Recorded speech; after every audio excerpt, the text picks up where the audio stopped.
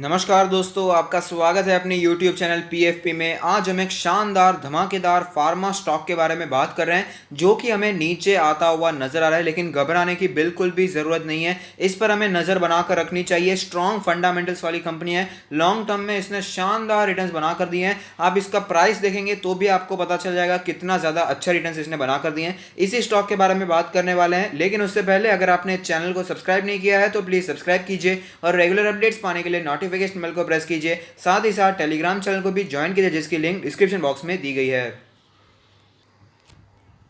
आज ऑलरेडी एक video upload हो चुका है। टीसीएस में आज हमें भारी तेजी देखने को मिल रही है। शेयर में हमें बायबैक अनाउंस होता हुआ नजर आ रहा है। बायबैक क्या है, बायबैक कौन से प्राइस पर हो रहा है, अगर ये सारी डिटेल्स आपको चाहिए तो आप इस वीडियो में प्राप्त कर सकते हैं। और साथ ही साथ कल 2 वीडियो मैंने अपलोड किए थे, how to do dividend investing, dividend investing कैसे करना चाहिए और कौन सा है वो स्टॉक जहां पर आप डिविडेंड इन्वेस्टिंग कर सकते हैं। और साथ ही साथ एक लार्ज कैप स्टॉक के बारे में बात की थी जहां पर बहुत ही गिरावट देखने को मिल रही है और आज यही स्टॉक हमें 2-2.5% ऊपर जाता हुआ भी नजर आया था। अब भी अच्छा स्टॉक है, इसे आप बाय कर सकते हैं। कौन सा स्टॉक है, जानकारी प्राप्त करना चाहते हैं तो वीडियो को रेफर कर सकते हैं।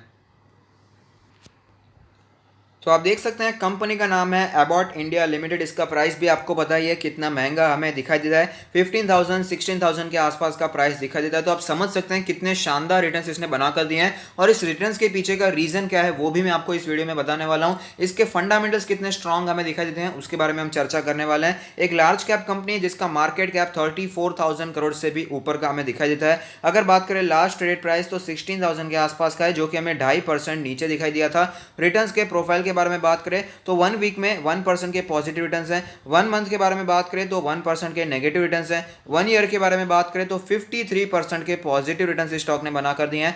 5 ईयर्स के बारे में बात करें तो 184% के पॉजिटिव रिटर्न्स बनाकर दिए हैं। आप देख पाएंगे 5 साल पहले स्टॉक हमें 4,000 का लो इसने बनाया था और उसके बाद भारी तेजी देखने को मिली और हाई बनता हुआ जो नजर आया था 18,000 के भी ऊपर का था। तो अगर आप यहां पर समझते हैं ऑलरेडी 16,000 का तो ये स्टॉक है और कितने अच्छे रिटर्न्स बनाकर देगा, तो आप ये ध्यान में रखिएगा कि एमआरएफ का प्राइस 60,000 प्लस 80,000 तक पहुंच चुका था। तो इसकी कोई यहां पर रुकावट नहीं होती और मैं आपको रेकमेंड करूंगा कि यहां पर आप बर्कशायर हैथवे का प्राइस देखिए, जो स्टॉक आप जानते ही है वॉरेन बफेट जी की कंपनी है। उसका प्राइस क्या चल रहा है और इंडियन टर्म्स में उसे कन्वर्ट कीजिएगा, आपको डॉलर्स में पता चलेगा। इंडिया में तो लिस्टेड नहीं है तो उसे कन्वर्ट कीजिए कितना पैसा होता है। अगर हमें एक शेयर लेना है तो कितने पैसे इन्वेस्ट करना पड़ेगा। तो आप उस एक स्टॉक को एक बार प्राइस देख लीजिए जिससे आपको पता चलेगा कि कंपनी की ग्रोथ कितनी भी यहां पर आगे बढ़ सकती है। यहां पर उसकी कोई रुकावट नहीं होती है। शेयर प्राइस अगर ज्यादा दिखाई दे रहा है तो ऐसा जरूरी नहीं है कि हमें यहां पर ग्रोथ रुक जाती है। अगर बात करें की मैट्रिक्स के बारे में तो वो है पीई रेशियो। यहां पर पी रेशियो 57.31 है, जो कि सेक्टर का पी 39.7 से हमें ऊपर दिखाई देता है। क्योंकि स्टॉक भी अच्छा है तो प्रीमियम वैल्यूएशन पे जरूर दिखाई देगा।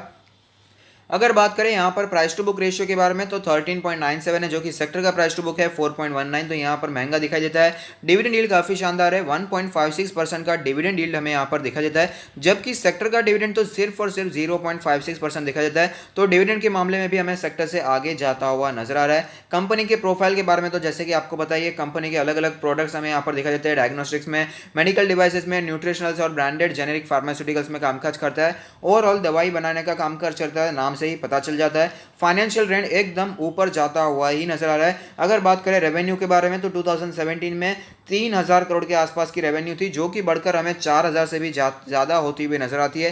प्रॉफिट के बारे में बात करें तो 0.27 थाउजेंड करोड़ का प्रॉफिट हमें 2017 में देखने को मिला था, जो कि आप देख सकते हैं कितना ज्यादा ग्रोथ हमें यहाँ पर देखने को मिल रहा है। 4 साल में यहाँ पर प्रॉफिट डबल से भी ज्यादा होता हुआ नजर आता है। कुछ फाइनेंशियल स्टेटमेंट्स भी पढ़ लेते हैं तो आप देख पाएंगे इंडस्ट्री की रेवेन्यू ग्रोथ है 6.62%, जबकि एबॉट इंडिया की है 12.48%। मार्केट शेयर पिछले 5 सालों में बढ़ चुका है, 1.45 से 1.9% हो चुका है। इंडस्ट्री की नेट इनकम है 2.75%, जबकि एबॉट इंडिया की है 20.96। तो आप समझ सकते हैं इंडस्ट्री को कितने बड़े मार्जिन से ये बीट कर रहा है। अगर यहाँ पर बात करें कंपनी के एनुअल ग्रोथ व्यू के बारे में, अलग अलग फाइनेंशियल ईयर्स को कंपेयर करें तो आप देख पाएंगे कितने सालों से यहाँ पर हम देख रहे हैं कि पिछले फाइनेंशियल ईयर से हमेशा बेहतर परफॉर्मेंस हमें यहाँ पर दिखाई देता है। तो कंपनी क्यों हमें यहाँ पर बहुत ही ज़्यादा ऊपर जाती हुई नजर आ रही है, क्यों इतने ज़्यादा धमाकेदार रिटर्न हमें ये बनाकर दे रही है, तो उसका रीज़न आपके सामने है कि इस कंपनी ने इतना ज़्यादा अच्छा परफॉर्मेंस हमें पिछले यहाँ पर कितने सालों से दिया है। आप देख सकते हैं कहीं पर भी हमें रेड निशान देखने को नहीं मिलता है। कंपनी के शेयर होल्डिंग पैटर्न के बारे में बात करें तो टोटल प्रमोटर होल्डिंग है 74.98%, जिसमें से कुछ भी प्लेज नहीं है, तो ये एक अच्छी बात है। म्यूचुअल फंड के पास 4.99% की होल्डिंग है, डीआईआईस के पास 5.98% की होल्डिंग है, एफआईआईस के पास है 1.33% की होल्डिंग, और अगर बात करें अदर पार्टीज यानी हमारे आप जैसे लोगों के बारे में तो 17.69% की होल्डिंग्स यहाँ पर हमें दिखाई देती है। तो अगर आप भी ऐसे स्टॉक को एनालाइज करना चाहते हैं तो टिकर टिप वेबसाइट को विजिट कर सकते हैं, जहाँ पर मैं आपको एनालिसिस शेयर कर रहा हूँ। फंडामेंटल एनालिसिस में आगे बढ़ते हुए कुछ और बातों का भी ध्यान रखना बहुत ही ज़्यादा ज़रूरी है, और ये जो सारी चीज़ें मैं आपके साथ शेयर कर रहा हूँ ये सब की सब चीज़ें मैंने यहाँ पर मनी कंट्रोल के ऐप से मैंने इसके स्क्रीनशॉट लिए हैं, तो इसे भी आप विजिट कर सकते हैं अगर आप फंडामेंटल एनालिसिस करना चाहते हैं। ऑपरेटिंग मार्जिन है 19.81। अगर बात करें नेट प्रॉफिट मार्जिन के बारे में तो 14.48% है, जो कि पिछले साल से बेहतर परफॉर्मेंस दिखा देता है, तो बहुत ही अच्छी बात है। रिटर्न रेशियोज के बारे में बात करें तो आरओई है 24.38, जो कि पिछले साल से इंप्रूव हुआ है, अच्छी बात है। आरओसी 30.54 है, जो कि पिछले साल से हमें कम होता हुआ नजर आता है। अगर बात करें रिटर्न ऑन एसेट्स के बारे में तो 16.71 दिखाई देता है, जो कि पिछले साल से हमें इंप्रूव होता हुआ नजर आता है। तो ओवरऑल काफी ज्यादा साउंड सिचुएशन दिखाई दे रही है। अगर बात करें लिक्विडिटी रेशियोज के बारे में तो करंट रेशियो 3.6 है, जो कि पिछले साल 3.22 था, तो यहाँ पर हमें ऊपर जाता हुआ नजर आता है। करंट रेशियो का यहाँ पर मतलब है कि यहाँ पर कितना पैसा है कंपनी के पास, शॉर्ट टर्म में अगर कोई यहाँ पर बर्डन आ जाता है, कोई फाइनेंशियल बर्डन आ जाता है, तो कितना कंपनी के पास कैश है जो कि तुरंत ही यहाँ पर यूज कर सकती है, और कोई भी बाहर से हेल्प लिए बिना, कोई भी लोन लिए बिना कितना कंपनी कामकाज कर सकती है, यही बताता है लिक्विडिटी रेशियो। क्विक रेशियो है 3। अगर बात करें पिछले साल के बारे में तो 2.51 का क्विक रेशियो हमें यहाँ पर दिखाई दिया था। लेवरेज रेशियो के बारे में बात करें तो ये बहुत ही अच्छी बात है, कंपनी पर बिल्कुल भी डेट ही नहीं है, डेट टू इक्विटी रेशियो आपको 0 दिखाई दे रहा है, बिल्कुल भी डेट नहीं है, जो कि बहुत ही अच्छी बात है। इंटरेस्ट कवरेज रेशियो 95.08 है, जो कि हमें काफी कम होता हुआ नजर आता है। एसेट टर्नओवर रेशियो 115 है, जो कि 125 था, तो यहाँ पर गिरावट देखने को मिल रही है, जो कि ओवरऑल अच्छी बात नहीं है। अगर बात करें इन्वेंट्री टर्नओवर रेशियो के बारे में तो 7.76 है, जो कि पिछले साल से इंप्रूव होता हुआ नजर आता है, जो कि एक बहुत ही अच्छी बात है। ये रेशियोज क्या है, ये परसेंटेज क्या है, अगर आपको समझ में नहीं आता तो टेंशन लेने की जरूरत नहीं है। आप फंडामेंटल एनालिसिस की सीरीज देख सकते हैं, जिसकी लिंक मैंने डिस्क्रिप्शन बॉक्स में दे दी है, तो आपको बहुत ही सरल भाषा में सब चीजें समझ में आ जाएंगी। ग्रोथ रेशियोज के बारे में बात करें तो 3 ईयर CAGR सेल्स 2020 में हमें 11.4 दिखा दे रहा है। अगर पिछले साल की बात करें तो गिरावट देखने को मिलती है। 3 ईयर CAGR नेट प्रॉफिट 21.57 है, जो कि पिछले साल से कम होता हुआ नजर आता है। जो भी फैक्ट्स है आपके सामने है, कोई भी फैक्ट यहाँ पर छुपाने की कोशिश नहीं हो रही है। डिविडेंड हिस्ट्री के बारे में बात करें तो कंसिस्टेंटली कंपनी ने डिविडेंड दिया है, यहाँ पर हर साल वो डिविडेंड जरूर देती है। यहाँ पर फिलहाल कभी कभी स्पेशल डिविडेंड भी देखने को मिल जाता है, हमें यहाँ पर 2020 में स्पेशल डिविडेंड भी देखने को मिला था, अच्छी बात है, शेयर होल्डर्स को खुश कर दिया है यहाँ पर। और ओवरऑल कंसिस्टेंटली डिविडेंड देती आ रही है, और अच्छा खासा डिविडेंड देती है, 1-1.5% का डिविडेंड हमें यहाँ पर मिल जाता है। तो ग्रोथ प्लस डिविडेंड वाला स्टॉक हमें यह दिखाई देता है। तो अब चलते हैं चार्ट्स पर, वहां पर कैसी सिचुएशन बनी हुई है उसके बारे में भी बात कर लेते हैं। तो आप देख सकते हैं मार्च में जब भारी गिरावट हमें देखने को मिल रही थी तब 13,000 का level as a strong support दिखाई दिया। उसके बाद हमें भारी तेजी भी देखने को मिली, पिछले ऑल टाइम हाई को तोड़कर 18,000 के भी ऊपर हमें नया ऑल टाइम हाई बनता हुआ नजर आया था, लेकिन उसके बाद काफ़ी वीकनेस भी हमें देखने को मिली। और यहाँ पर अगर आपको याद होगा तो मैंने आपको काफ़ी बार सजेस्ट भी किया था कि यहाँ पर आप बाइंग करने के बारे में सोच सकते हैं। इसी लेवल पर मैंने सजेस्ट किया था, ये 15,000 के आसपास का लेवल था, 15,500 से 16,000 से मैंने आपको रेकमेंड किया था, यहाँ पर आप बाइंग करने के बारे में सोच सकते हैं। यहाँ पर best stocks to buy now की वीडियो में भी काफ़ी यहाँ पर मैंने आपको रेकमेंड किया था, और उसके बाद अच्छी तेजी भी हमें यहाँ पर देखने को मिली।